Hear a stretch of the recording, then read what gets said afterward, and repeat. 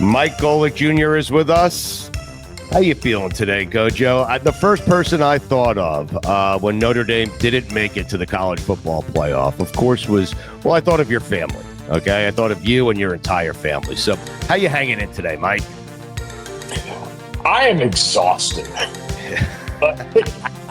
It's, you know what it is? It's the cumulative body blows of the last month, really, of having your team, your alma mater, the team that you root for as a fan, like when I'm not doing the job, like having your team be at the center of the discussion around anything is like having your team be in a very close game. Like everyone else enjoys, like when you watch a close game between two teams you don't care about, it's exhilarating. It's the best. And when you watch a close game where your team is actually in the balance, you feel like you're dying and also experiencing the greatest joy ever known at the same time. Right. So it's been that for a month. We're like, I can't turn on a game broadcast, not even for Notre Dame, without hearing about the Notre Dame-Miami debate. And I can't, look at clips online without hearing something about that.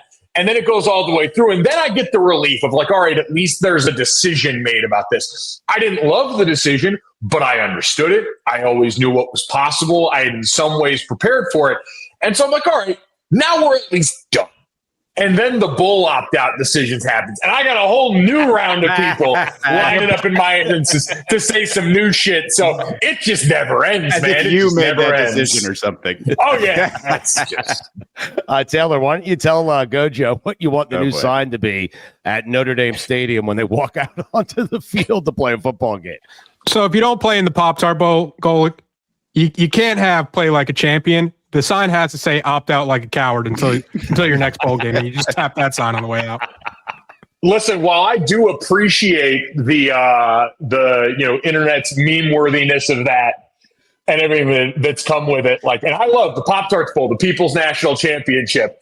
Last time I checked, they don't award the big gold trophy in that game. So, and this is honestly, Stugotz, it feels great talking to you about this because as a big purveyor of rings plus minus, this is kind of the spot where detractors always talk out of both sides of their mouths. Like I had to listen for years as, I was a part of teams that won bowl games that were outside of the New Year's Six, weren't considered big enough games, and no one gave a shit about those when Notre Dame won them. They said, well, you haven't won any games worth value since 1993. You can't win the big games.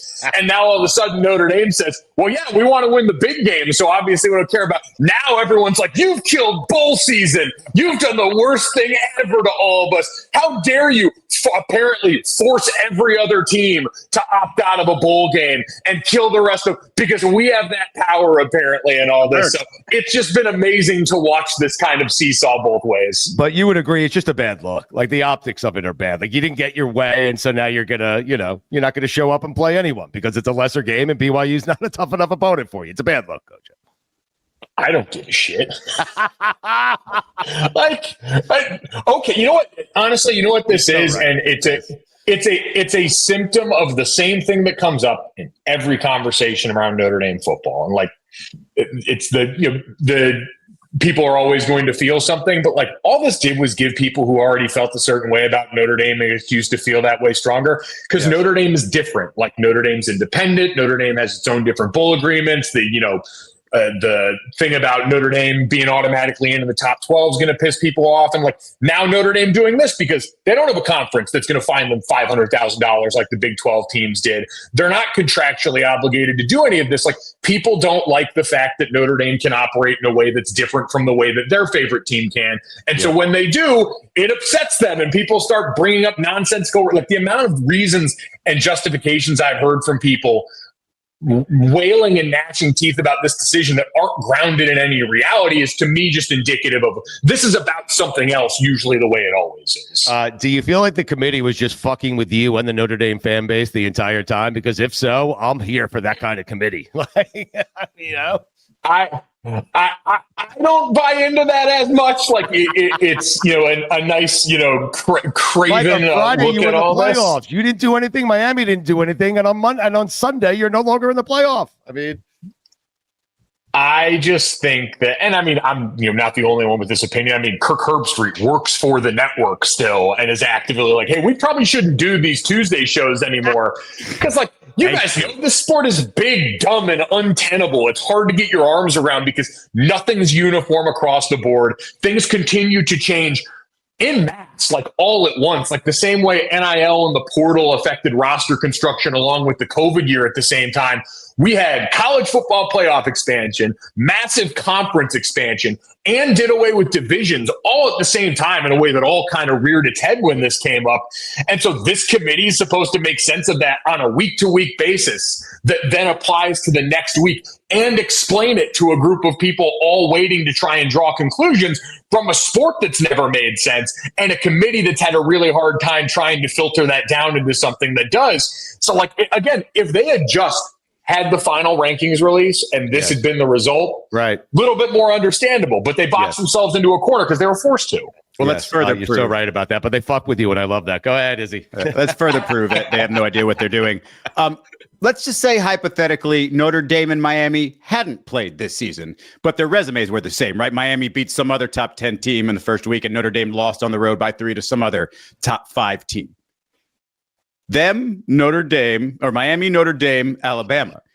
Who makes it from those 3? Which 2? If they hadn't played each other, because I think if you take out the head-to-head, which was Miami's calling card, then Alabama just really looks bad. Like Alabama's resume looks bad. Losing that way to Georgia the last week looks bad. I think if Notre Dame and Miami had not played, I think it's Alabama that's out. Instead, because of the head-to-head, it was an easy way to keep keep Notre Dame out. And somehow, some way, Alabama looks like some kind of princess there sitting at number 9, even though they had the worst, loss of the conference championships.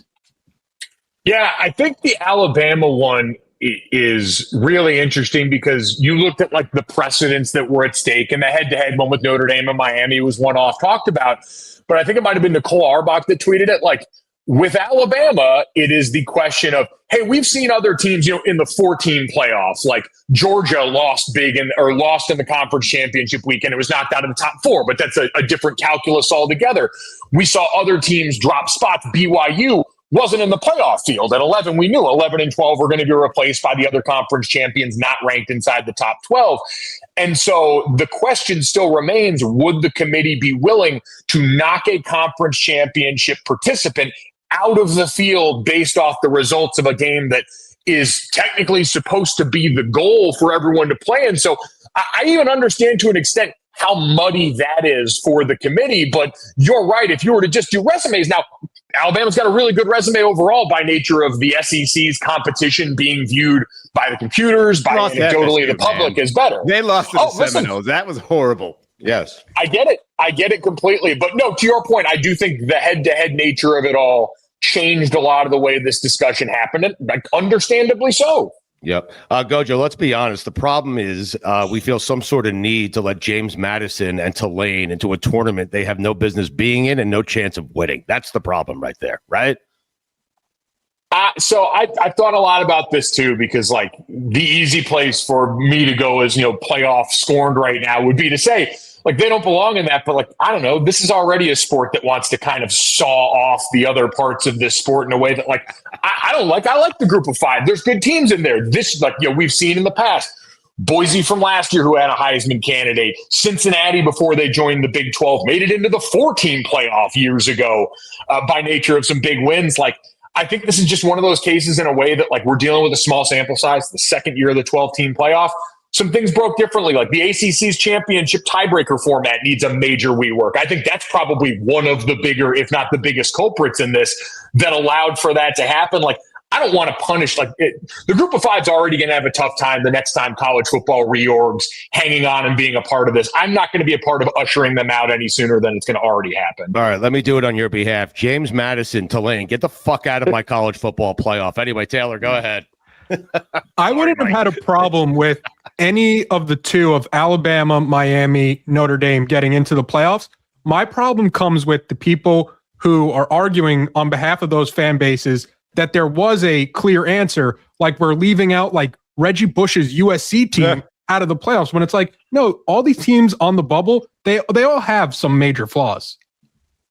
Oh, yeah. I mean, listen, the bottom line for Notre Dame is you knew. I'm sure if you go back and play me and Jess's pod from the beginning of the season, it's like, yeah, with this schedule, you kind of had to split between Texas A&M and Miami, and you didn't. And so you open yourself up to what happens after that. But you're right, Taylor. That's the same thing I said after last year. Like, the fact that the SEC wanted to burn down the playoff structure for last year's Alabama team was wild to me. Like, now, the other part of this argument that gets interesting going forward is, what do we all talk about? Flattening of the curve. Like, there seems to be more teams now. Maybe this year it feels like there's an upper crust again, where you look at the way Georgia's playing, what Ohio State and Indiana looked like in that championship, and say, hey, maybe the top four really are a little bit better than everyone else. But by and large, it seems like there's a lot more teams now capable of winning the championship for all the reasons that we've talked about that change the sport. But I'm with you still. Like, and this is what's going to happen. Like, I loved everyone arguing, all right, this is why we need to expand it to 16. Why? So we can do this for teams 17, 18, and 19 in a way that's going to make me feel even more insane? Yeah, I really hope like the top seeds just absolutely dominate this tournament so everybody can be like, shut up next year. Just shut up. 12, 13, they will everybody never, be quiet. They will never shut up. They'll never shut up. And they'll never stop airing that Tuesday night show. I promise you. Oh, man.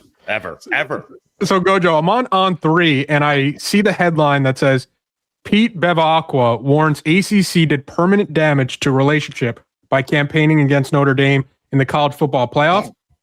My biggest takeaway, if I could change my last name, I think I would change it to Bevacqua. I'm with you. Bevacqua. Yes. Kurt Bevacqua. Yes. That was an old baseball player. I don't know if it related anywhere. Really? Yes. Wow. Yeah. No, Bevacqua, great name, great guy, big fan. And I mean, listen, I've seen him on the media tour. We had, an interview with him coming out on the Echoes, me and Jess's podcast. It'll drop on Tuesday. Like, he's making the rounds right now. He's upset, and I can understand it. Like, Notre Dame's not a full-fledged ACC member. I understand that. So they obviously wouldn't expect the ACC to come out here and publicly campaign for Notre Dame or anything like that. But months long, putting them in the crosshairs instead of like Alabama and BYU, who are right there, and you have no working relationship. When like Notre Dame's in the conference for everything but football, they do have the football relationship that is, regardless of what ACC people say, beneficial to both sides, or else they wouldn't be doing it. Like, the Notre Dame games draw eyes, especially the big time matchups like we saw early in the season. So to see that, like, I can understand why he's miffed, but as he said multiple times today, like, it's not going to net you anything in the here and now, but I'm sure it gives Notre Dame something to think about in terms of, and this is just my intuition. This is not based off anything Pete Bevacqua said today, but like, if you're Notre Dame now, it's like, all right, maybe we do need to look around and start planning for the future if maybe it's not at some point best for us to be involved with the ACC in the way that we are right now. Taylor, you're checking out Kurt's baseball career, because, I mean, that man had 14 seasons, 14 glorious seasons, and a great mustache. I believe he had 29 homers in those 14 seasons. Bevacqua. So he was born in Miami Beach. Yeah. Woo. The Bevacqua. Wow. Well, this Bevacqua. All right. Gojo, how's dad doing? How's he holding up? We'll talk to him tomorrow, but how's he doing? He's good. I mean, he takes this stuff a lot less hard than I do in terms of like the fandom like aspect of it. Like, when I was allowed myself to be a fan on Sunday when that happened, and I was real sad. Like, Dad's a lot more divorced from that than I am in terms of it. Like, he still, sees the parts that were logically inconsistent, but overall he's good. I mean, he's a grandpa now. His give a shit about everything south of my brother and sister's kids is pretty low. Throw me some grandkids. I'll get rid of them in an hour and a half, and I'll go back to sleep. That's all he cares about. Not with that furniture. But mom is outraged at the ACC and everyone, right? Mom outraged, definitely. No. Oh yeah, for sure. Yeah, for sure. She's a real sports fan. Gojo. Signetti's got some crazy in his eyes, does he not? He's got that Saban crazy in his eyes, man. Like, everyone always talks about it, but like, of all the people that have come out, walked on the other side of being a part of Nick Saban's program, Kirby Smart certainly sits on the mountaintop in terms of what he's built at Georgia, but I do think that, like, if you're looking after that, and Reese Davis said this and was absolutely correct. Curt Signetti has usurped Bill Snyder as the most impressive and improbable turnaround in college sports coaching history. Like, what Bill Snyder did for years at Kansas State, one of the most under-talked about and under-respected coaching jobs in the history of the sport. It's going to be interesting now. Colin Klein, but I can go off on that. I thought Chris Kleiman did a really good job at that program by and large, and people forget how hard it is to win at Kansas State consistently. And so Colin Klein, the most powerful force south of a billionaire booster at your school coming into a ton of money, is having the prodigal son return home. Like having a bona fide coaching candidate who called your alma mater their home is the most powerful force in the sport outside of money. So that certainly helps them there. But again, what Curt Signetti has done in 2 years into turning that Indiana program into something that he was comfortable saying, no, Penn State, I'm good. They'll drop the bag here. We've got donor support, and I believe I've got a team that can compete right now and in the coming years that he improved upon from last year when everyone looked at them and said, weak conference schedule, played off the field against Notre Dame and Ohio State. He said, all right, sure, and went out and addressed all those areas and then some, and has a legitimate national championship contender and the team now in Indiana. He's on my Mount Rushmore football coaches, which I'll get to in just a second. Signetti is. He's replaced someone on my Mount Rushmore football coaches. But since you brought up Reese Davis, did you notice we were laughing earlier that we think Reese Davis thought the college football playoff unveiling was done after he announced the University of Miami? Did you have the same feeling?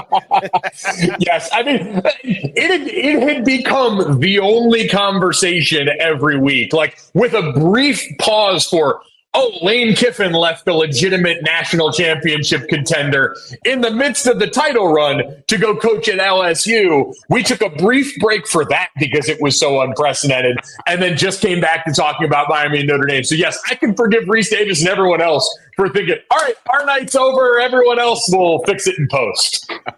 Stugotz here for my friends over at Hims. Let's be honest, when something feels off, especially in the bedroom, it could take a toll on your confidence. Erectile dysfunction is more common than most people realize. The National Institutes of Health say as many as 30 million men in the U.S. experience it. You're not alone, and you don't have to just live with it. That's why there's Hims. Through Hims, you can access personalized prescription treatment options for ED, like hard mints and Sex RX, plus Climax control if prescribed. It's real medical care designed around you, 100% online, private, and straightforward. No waiting rooms, no awkward conversations, just professional support to help you feel like yourself again. To get simple online access to personalized, affordable care for ED, hair loss, weight loss, and more, simply visit hims.com/GBF. That's hims.com/GBF for your free online visit. hims.com/GBF. Actual price will depend on product and subscription plan. Featured products include compounded drug products, which the FDA does not approve or verify for safety, effectiveness, or quality. Prescription required. See website for details, restrictions, and important safety information. Coach, how many Fernando Mendoza interviews have you heard or seen this year? And did you see the one from after the game against Ohio State? That's too many if you did. I did. Well, I had thought that there was going to be nothing that topped the Fernando Mendoza interview from last year, where the 98 yards with my boys interview that became, his kind of famous calling card when he was at Cal. Good. But this one, I saw this interview and I was like, I need the paternity test to find out if Jim Harbaugh's got more kids, because this was such Harbaugh energy and just the unrelenting zest for his team and for football in general. Like, NFL draft people in a meeting room, I feel like, are going to love this guy because he just oozes that ball is life mentality and natural joy from this that they crave. Yeah, Patrick Mahomes has that. It's a little lower key, but he is just a football dork. And he's like some combination of Tom Brady and Patrick Mahomes is just super enthusiastic with it. But it's so over the top enthusiastic and kind of corny that it's genuine. This guy's legitimately so ridiculously happy right now. Yes. I mean, who could act like that? Who would try to act like that? Right. It was also one of the first interviews where it's this guy's on a crazy adrenaline high. I'm always amazed how athletes compose themselves either after playing a whole game where I'd be grossly out of breath, or just coming down. You were literally the first play of the game, got smoked and thought he was done. You're in the gladiator sport. And he comes off that and is clearly coasting off of this smelling salts laden high and just let it run right into the interview. It was gold. Are you concerned at all? What do you make of the rumors that Marcus Freeman might be the next New York Giants head coach? You're really trying to get him in a bad mood here. Listen, I have to ask him the questions why we have him on. He's okay. He's good with it. Oh, no, I understand it. I mean, Mike's been trying to do that for weeks now and just plant that and mess with us. So, listen, Marcus is always going to draw interest from, I'm sure, teams at that level because of the job that he's done. Like, it's the same reason his name came up and then simultaneously turned down a lot of the overtures from like Florida and Penn State during the cycle that we went through during the season. So I always say, like, I can never fault a coach in college for wanting to, give up recruiting and all the crazy things that come with this in favor of the NFL. That's a comparatively, I'd say, more like, it's not a simpler job because it comes with its own challenges, but it's the highest level of competition in the sport. And so wanting to challenge yourself in that way, I'd always understand. And it does have things that are markedly less complicated, as evidenced by the whole last month of the season, than what we deal with in college. So I'm not overly worried about it right now, but it's really like with Marcus, it's if the Ohio State job ever comes open and if the right NFL team comes along, could he jump? I don't know the answer. I've never spoken to him directly about what his goals and ambitions are, but it's something that kind of like with Brian Kelly, we got used to most years when it was good. There were going to be overtures from the outside, and he eventually took one. So I'm sure that's planted in the mind of a lot of, the back of the mind of a lot of Notre Dame fans, and that it's possible. But at this point right now, I'm not bracing for that. You are a kind man. You are a good soul. You're a lover. You're not a fighter. But if I told you you could punch one Canes fan in the face today, would it be Mike Ryan? No, I don't want to hit any of the Canes fans, man. They, it is what it is. It's been interesting. I quite honestly, like, it'll be fun after all this is done. Tell them I've had it on mute for a while. Like, it hasn't bothered me because, like, Mike Ryan, Felica, like, I muted the Levitard show account the other day. Like, I just didn't need it on my timeline. So it's nothing against those guys. Like, they're going to do what they do. I understand all this has been the conversation. I just didn't want to see it. So, like, I'm sure they haven't been tweeting at me and haven't missed it at all. But it was just, kind of one of those decisions. I was like, I see this is going to be every day. Yes. It doesn't bring me any joy on my timeline, so I'm just going to not have it there right now. Right, but that particular Canes fan is the worst kind of Canes fan. The Canes fan who doesn't shut the fuck up and never went to school at the University of Miami. I mean, that guy, come on. Isn't that all? I mean, listen, if there is... Yes. If there is one fan base that can't give anybody else shit about rooting for a team in a place they didn't go to, it is Notre Dame, baby. Like we call them Subway alumni, like the ones that didn't go to school that were root for the team. Like, that's a ton of, it's basically every Irish Catholic who grew up in the 80s and 90s when only one thing was on in the house on the weekend. So we love those fans. So I have no beef with that as the connection point. Stu, you're the only parent here, and what I want to equate this to is your kid has been having a temper tantrum for a month now, and then you reward him with the toy, and now you're like, shoot, the next time he throws a temper tantrum, he's going to be like, hey, we have to reward him. And I think that's what we do. Active into the children. Yes. Yeah, right. It's a bad precedent. What else? I mean, this is what I'd say is, like, I do think, like, that was the one thing I worried about perception-wise was, would it look like the media push was being rewarded by the committee? And, like, I want to make it clear, like, the Miami players and coaches earned this. I'm sure it felt good to say, but what they did on the field is the reason that this all happened, full stop. So it's like, it is what it is. And I understand, like, I'm a fan like everybody else now. I'm a fan and a media member. And so, when my team plays, I walk around, and if we score while I'm in the bathroom, I kind of stick in there for probably longer than I should out of, like, a weird superstitious fealty that follows me from my childhood. Because ultimately the reality is you can't affect shit on the outside by and large. And that's a tough thing to cope with. And it's why we're all so vocal when we get the opportunity. So maybe it had some effect, and maybe it's just my athlete brain trying to still go back to, like, hey, I understand that'll be the perception. I want to give credit to the players and coaches like Mario, that staff, and the players for going out and handling their businesses and getting this opportunity based on what they did on the field. Right. That's very diplomatic and fair and kind of you. Miami Hurricane fans would object. They think they did this all by themselves. Okay. So it's like they're throwing a parade today, GoJo. They are. I mean, they won a championship. They're hanging a banner. I mean, yeah, I mean, that's kind of why I'm saying it, to undercut that. Nobody ever stops when they say full stop.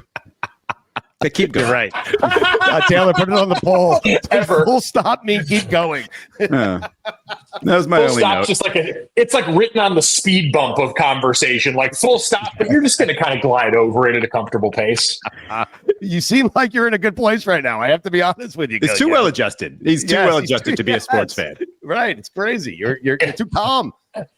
I feel like I have lived this conversation like 50 times in the last 24 hours. So if you guys would have caught me immediately after all this, when I'm firing away in every group chat that I'm in with Notre Dame people, probably a different story. Maybe the last couple of years of therapy have also helped even me out a little bit. Who knows? Go ahead, Taylor. GoJo, in this group here, you're looking at two of the biggest Texas Tech doubters this country has in Izzy and Stugotz. I'm looking on FanDuel right now. Texas Tech has a plus 900 chance to win the title, the fifth best odds among teams in the field. What would your argument be for Texas Tech being able to win the title? In my defense, that is based entirely on ignorance. Yes. I just don't want to think about Texas Tech football. So I don't think they have a chance. Ditto. Taylor, what I would say for Texas Tech, like I had a chance to cover them real early in the year. They were playing, Kent State in their out of conference, and we knew that game was going to go the way that it did. Like Kent State, kind of famous for the pay games they have on their schedule, and coming out and surviving and having the season they did. Whole separate conversation. But for Texas Tech, like getting a peek under the hood there. Ohio State and Indiana, awesome. Like Georgia, incredible. Texas Tech is right in there as far as like the best defenses in college football. Wow. And it's sort of like we're having a conversation right now in the NFL. Like, I don't know if you guys saw that chart about NFL defenses and the ones that, the rate at which they disguise coverage, the way at which they spend pressure. And then there's the Houston Texans all the way in the bottom left who are like, we are going to rush 4. You're going to know exactly who we're covering, and we're going to beat the ever-loving shit out of you. I love people calling them the ball-up-top Texans. Like, hey, just roll it out there, and we're going to go. That's Texas Tech. There isn't anything fancy to it. Like it is, we have 4 of the best defensive linemen in college football. We have the best linebacker in college football. We got a secondary that's going to hit you in the mouth when they get the opportunity. And this offense, like it's inconsistent, especially in the red zone. It showed up again against BYU in the same way it showed up in the first game with BYU and at different points in this year against high-level competition, but especially in the first half of the season. And that'll be my concern for them going forward. The problem is the defense is such a weapon. It's going to continue to give that offense opportunities to make plays. And there's guys on that offense that can make plays. Everyone's talked about their lone loss came when Barron Morton, their quarterback, was hurt against Arizona State. And I understand that, but the defense alone is probably worth a win in the playoff, at least in this initial round. Once the competition jumps up, we'll see if the offense can keep pace, but that is a 100% a college football playoff national championship defense in Lubbock. Isn't their best linebacker a guy who played quarterback at Virginia? I mean, yeah, Jacob Rodriguez started off as a quarterback in Virginia, wife's an Army helicopter pilot, just a badass. And I think Will Compton pointed this out. He's like a Madden creator linebacker, big, thick neck, massive quads, mustache, tatted up. He's a monster. And less people think because he's been a Heisman candidate, all that stuff. This isn't a one-year wonder. He was their leading tackler and first team all Big 12 performer last year before any of these guys in the D-line got there up front. He just now happens to have, a guy who's a future NFL nose tackle, 2 future NFL edge rushers, including a guy who's probably a top 5 pick in David Bailey at this point. So that certainly helps, as he would even say, make life a lot easier. Why do linebackers need the thicker neck? There's the only position that a thick neck is really associated with, right? Man, because I would say linebacker and safety, just because O-line, D-line, people talk about subconcussive blows, you're at the line of scrimmage, but you're right here. You're next to each other. So you're hitting each other hard. You're big guys, and it sucks. When you got to come down from that second and third level, I still have in my head so clearly the sound, the look of the first real contact I saw between a fullback and a safety in college camp. God rest his soul, Asaph Schwab, who was our fullback, and then Kyle McCarthy, who was one of our senior captain safeties. there was like a fullback lead play on the perimeter, and I heard the two of them collide.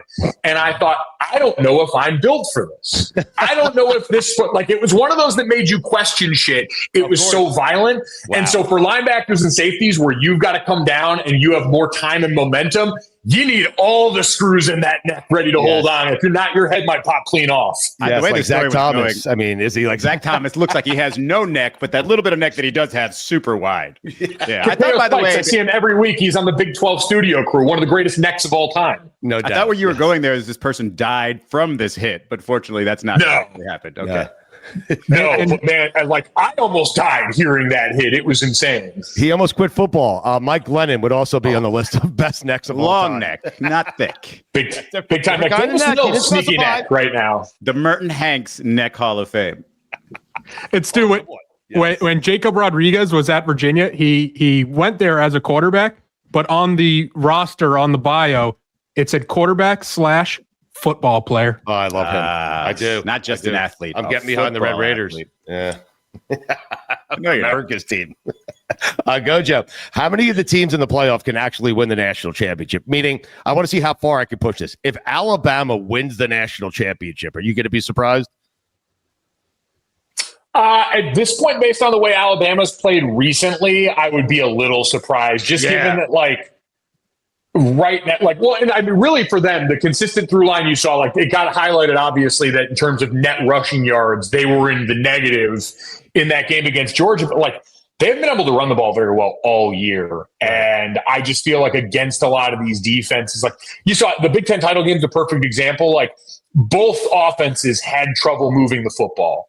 But Indiana, in winning that game, still understood our identities on the ground. We're going to have to turn out tough yards at different spots. And they were able to. Like, Alabama just wasn't really able to for a lot of this season in key games, and it certainly showed up the most against Georgia. So I'd be like, obviously, in terms of namesake and what they've been in college football in the last decade and a half, sure, but Alabama would be a little bit further down in the rung. Like, if I'm looking at it now, like, to me, you know, Indiana, Ohio State, Georgia, like, yes, very clearly. Texas Tech with the defense, wow. I think I lean yes. Oregon, if they get hot, especially with the quarterback play there, and if their line's healthy, like, they were banged up towards the end of the year up the middle. I don't know if Oklahoma's got the offense to do it. How about the winner of Miami, Texas A&M?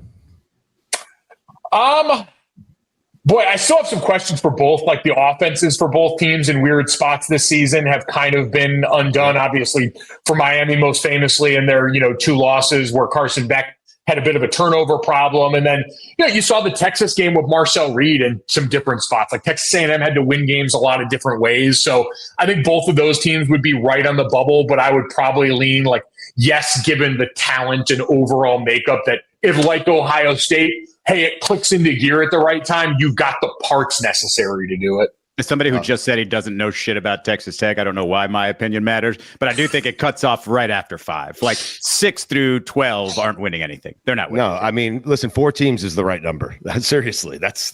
It was 4 for me, but then GoJo told me 5, so 5 now. You want to go 5 and have the 1 seed have a bye and, you know, have the 2 versus 5, 3 versus 4. I'm good with that, but, like, this is nonsense. The fact that and we're about to expand it, GoJo. That's the funny thing about it. It's a more, I mean, football in general is a more is better sport. So I will never be surprised when the people in charge decide they want more. But people don't realize the difference between 1 and 15. It's like when we play, like, in women's lacrosse, right? When Northwestern is playing like the 15th ranked team, everyone's like, "Oh, there's gonna be a close game." I'm like, "No, it's not." Do you know how much better the top 4 are than the rest of the top 25? And it's the same in college football. We're talking to a guy who is ready to do a full separate segment on Kent State. So obviously, the more football, the better. I will say this, Stugotz. I think that is less true than it was 5 years ago. You're right. Like, when we were doing the 14 playoff, there were barely 4 teams that were that great. And now, between Saban retiring and all the other changes that we've talked about financially and organizationally in the sport, like, I do truly believe that this expanded playoff came along at a time where there finally are a few more teams that are capable than there were during the 4-team era. But I think every once in a while we're going to run into years like this where it does look like that upper crust kind of calcifies again. All right, here's my my Mount Rushmore of great coaches. You ready for this? All right. Before we get you out of here, this is my Mount Rushmore of football coaches: Lombardi, Nick Saban, Don Shula. I had to scratch out. I did this. It's an official list. I scratched out Bill Belichick and I replaced him with Curt Signetti. Wow. Down year for Signetti and Belichick. Coached himself off the Mount Rushmore. Hey, I got coached himself in fairness to Signetti. You know, he did. Yeah, one season versus a whole dynasty. You're right. It's about the same. What have you done for me lately? Scratched it right off the mountain. College, who's played themselves off harder, Bill Belichick or Russell Wilson, in terms of their Hall of Fame credentialed career? Wow, it's got to be Russell. Like, Russell was firmly entrenched in the Hall of Fame and then played himself out of it. Belichick, he's won so many Super Bowls that he can't coach himself out of 6 Super Bowl rings. But Russ can absolutely play himself out of 1 Super Bowl ring. Had Russ won that second one, it'd be interesting. Would Russ the 1 yard? The 1 yard makes the difference, is what you're saying. Bill Belichick now also in the boyfriend Hall of Fame, showing up to those adult cheerleading tournaments. Like, that guy's committed. Love that. That's the biggest upset of the season. He's committed to the wrong thing. I wanted John Summerall. Stugotz here. It's NBA tip-off week, and FanDuel is your home for live betting. Listen, support the people that support this show, and no one has supported us more than our friends at FanDuel. So even if you missed the start of the game or want to ride the hot hand, FanDuel has live bets on everything from who will score next to fourth quarter comebacks. Plus, you can even combine your live bets into a same-game parlay for a shot at a bigger payout. However you want to play, now is the perfect time to join because FanDuel is giving new customers $300 in bonus bets if your first $5 bet wins. That's $300 in bonus bets if your first $5 bet wins. So just visit FanDuel.com to sign up today. Play your game with FanDuel, official sports betting partner of the NBA. Must be 21 and older and present in select states, or 18 and older and present in D.C., Kentucky, or Wyoming. First online real money wager only. $5 first deposit required. Bonus issued as non-withdrawable bonus bets, which expire 7 days after receipt. Restrictions apply. See terms at sportsbook.fanduel.com. Gambling problem? Call 1-800-GAMBLER or visit rg-help.com. Call 1-888-789-7777 or visit ccpg.org/chat in Connecticut, or visit mdgamblinghelp.org in Maryland. Hope is here. Visit gamblinghelplinema.org or call 800-327-5050 for 24/7 support in Massachusetts, or call 1-877-8-HOPE-NY or text HOPE-NY in New York.